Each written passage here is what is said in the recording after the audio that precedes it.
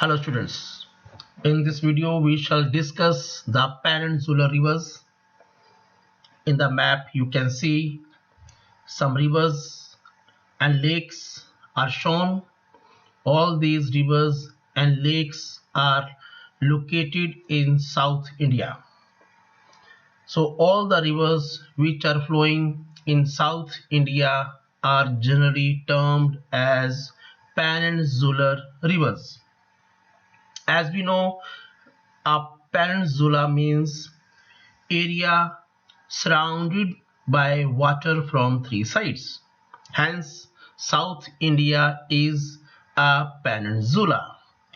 The main water divide in South India is formed by the Western Ghats.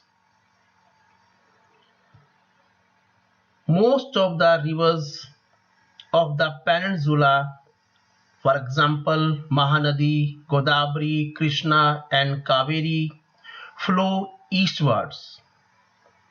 These rivers make deltas. The Narmada and the Tapi are the only long rivers which flow west and make estuaries. The drainage basins of the peninsular rivers are comparatively smaller in size.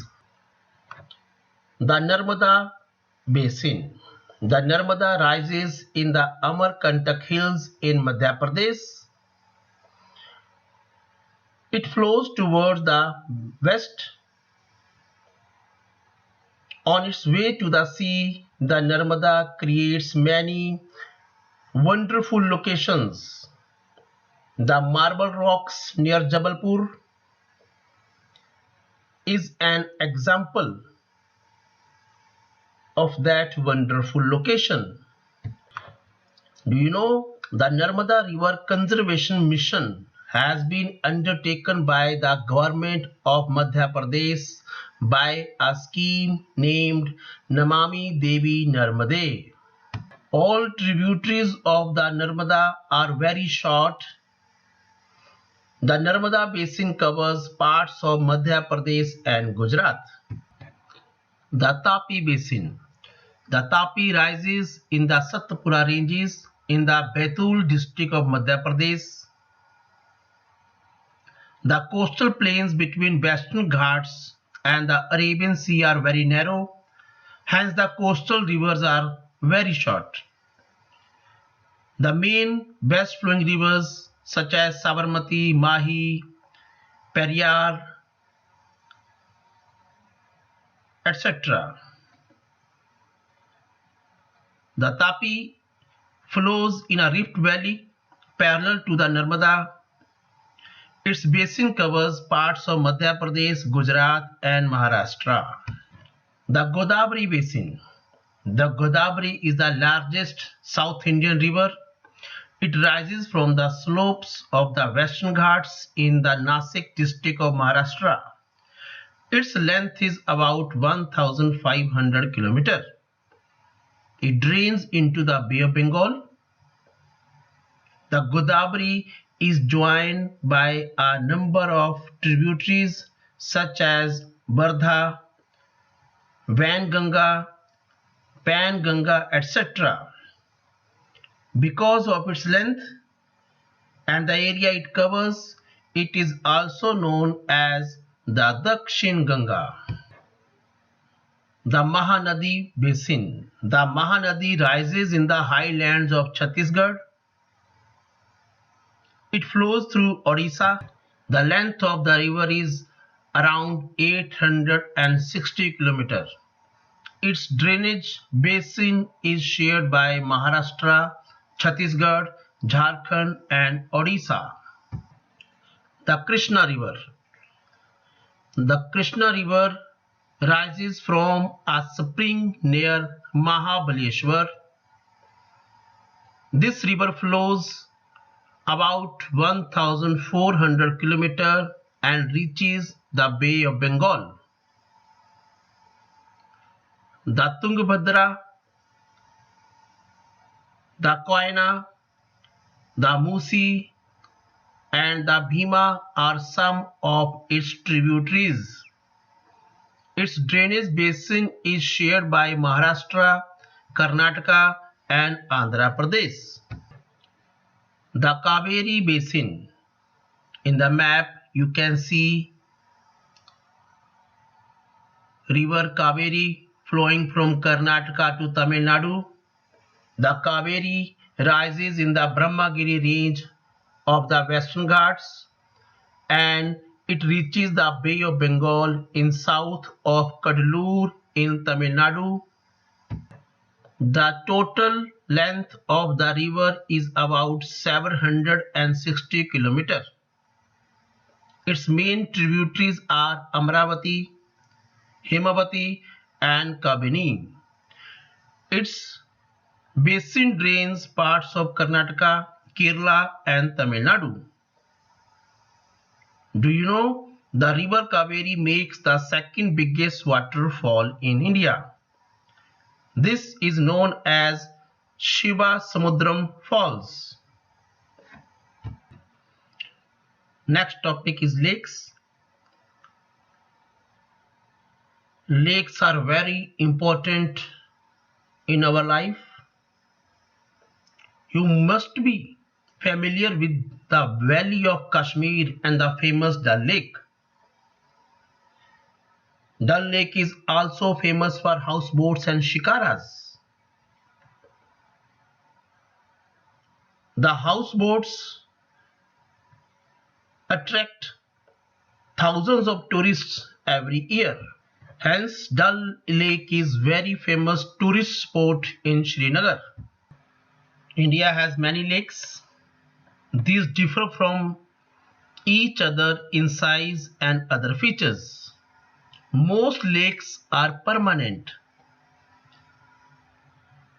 Some lakes are natural and some lakes are also man-made.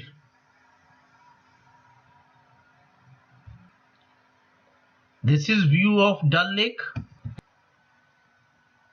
This is view of Chilika, Koleru Lake, Pulicat. Most of the freshwater lakes are in the Himalayan region. They are of glacial origin. The Vular Lake in Jammu and Kashmir is a result of tectonic activity and it is the largest freshwater lake in India. The Dal Lake, Bhimtal, Nainital, Loktak and Bada Pani are some other important freshwater lakes in India. Lakes are of great value to human beings. A lake helps to regulate the flow of a river. During heavy rains, it prevents flooding. During the dry season, it helps to maintain an even flow of water. Lakes can also be used for developing hydel power. They moderate the climate of the surroundings, maintain the aquatic ecosystem, enhance natural beauty, and also help to develop tourism and provide recreation. Role of rivers in the economy. Rivers plays very important role in human life. Rivers have been of fundamental importance throughout the human history. As you remember, all the ancient great civilizations were river valley civilizations. Water from rivers is a basic natural resource. Therefore, river banks have attracted settlers from ancient times. River water is used for various purposes, such as for irrigation, navigation, and hydropower generation. India, where agriculture is the major source of livelihood, rivers plays very important role. But the rivers are also facing a very big problem, that is of river pollution. The growing domestic, municipal, industrial and agricultural demand for water from rivers has affected the quality of river water in India. Concern over rising pollution in our rivers led to the launching of various action plans to clean the rivers, such as National River Conservation Plan (NRCP). The river cleaning program in the country was started with the launching of GAP, that means the Ganga Action Plan, in 1985. The Ganga Action Plan was expanded to cover other rivers under the NRCP, that is National River Conservation Plan. The objective of the NRCP is to improve the water quality of the rivers. Thank you